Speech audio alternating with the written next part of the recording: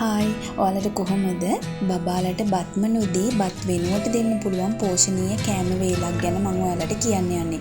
මේ කෑම එක බබාට උදේ දවල් නැත්නම් අමතර වේලකට උනත් දෙන්න පුළුවන්. රැයට උනත් කමක් නැහැ දෙන්න පුළුවන්. ඉතින් මේ කෑම එක හදන්න අපිට අවශ්‍ය වෙන්නේ හබල පෙති. හබල පෙති අපිට පුළුවන් සුපර් මාකට් වලින් ගන්න. රතු හබල පෙති තියෙනවා, සුදු හබල පෙති තියෙනවා. මේ විදියට හබල පෙති ටික මම සෝදලා ගත්තා. 5 වතාවක් විතර සෝදන්න හොඳට. මොකද මේවා දූවිලි වගේ තියෙන්න පුළුවන් නිසා. ඊට පස්සේ සෝදලා මම ඒකට මේ එකතු කරගන්නේ දියකිරි ටික. ඔයාලට කැමති නම් මේක දියකිරි නැතුව වතුරෙන් උනත් තඹ ගන්න පුළුවන්. මේ ටික දැන් සෝදලා පෙඟිලා තියෙන නිසා හොඳින් තැම්බෙනවා. ගොඩ වෙලාවක් යන්නේ නැහැ මේ ටික තැම්බෙන්න. ඊට පස්සේ අපි තඹ ගත්තට පස්සේ අපිට පුළුවන් ඒකට තව අමුද්‍රව්‍ය කීපයක් එකතු කරගන්න. මාස 6 බබෙකුට දෙනවා නම් ඔයාලට හබල පෙති එක තම්බලා ඊට පස්සේ ඔයාලට පුළුවන් කෙසෙල් ගෙඩි, අඹ, ගස් ලැබු වගේ පළතුරු වර්ගයක් එකතු කරලා බබාට දෙන්න. මාස 8ක බබෙකුට දෙනවා නම් මේ විදිහට රටේ ඉඳි ටිකක් එහෙම එකතු කරලා පෝෂණීය විදිහට අපිට මේ කෑම එක හදා ගන්න පුළුවන්. මම රටේ ඉඳි එකතු කරලා මේ කෑම එක දැන් මේ හදන්නේ.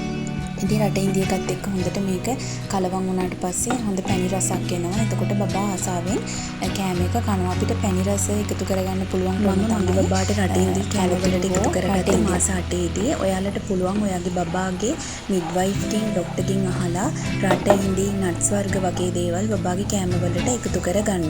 මොකද සමහර වෙලාවට ඒ දේවල් ඇලර්ජික් වෙන්න පුළුවන් නිසා නට්ස් වර්ග වගේ දේවල් අවුරුද්දට වැඩි බබාලට එකතු කරගන්න කියලා උපදෙස් දෙන්නේ. නමුත් සමහර බබාගේ අවශ්‍යතාවය අනුව කියන්නේ බබාගේ බාර උස අනුව ડોක්ටර්ගේ අනුමැතිය ඇතිව නට්ස් වර්ග මාස 8, 9, 10 කාලෙදී එකතු කරගෙන යන්න පුළුවන්. ඒ නිසා ඔයාලගේ බබාගේ ડોක්ටර්ගෙන් මිඩ්වයිෆ්ගෙන් අහලා ඔයාලගේ අවශ්‍යතාවය අනුව බබාගේ කෑම එකට එකතු කරගෙන යන්න.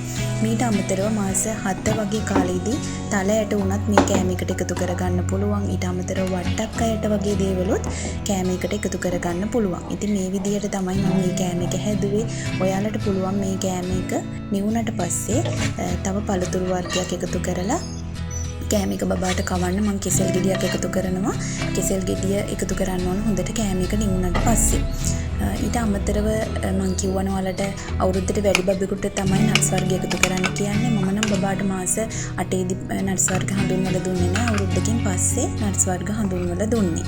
ඉතින් ඔයාලට මේ වගේ කෑම හදලා දීලා බලන්න පුළුවන්. බත්ම දෙන්නේ නැතුව බබාලා එතකොට කෑම ආසාවෙන් කනවා. යාට කෑම විවිධත්වයකින් යුක්තව දුන්නට පස්සේ ඉතින් ඔයාලත් මේ කෑම එක හදලා දීලා බලන්න. මට කමෙන්ට් එකකුත් දාගෙන යන්න ඔයාලගේ බබා මේ කෑම එක ආසාවෙන් කෑවද කියලා. ආයෙත් අලුත් වීඩියෝ එකක් අරන් එන්නම්. ඔයාලා හැමෝටම සුබ දවසක් කියලා ආදරෙන් ප්‍රාර්ථනා කරනවා.